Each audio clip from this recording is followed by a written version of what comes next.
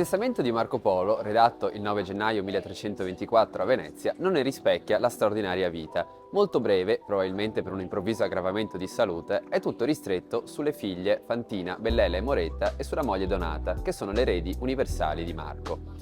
L'unica traccia dell'esperienza asiatica di Marco è la liberazione dello schiavo Pietro, chiamato De Genere Tartarorum, ossia di provenienza tartara, probabilmente venuto con lui dal lungo viaggio e a cui lo legava uno straordinario affetto. Infatti Marco lo libera e gli destina una grandissima somma di denaro. Degli oggetti custoditi nella casa di San Giovanni Crisostomo di Marco Polo disponiamo di un inventario redatto nel febbraio 1324 dal genero Marco Bragadin e conservatosi in una copia del 1366.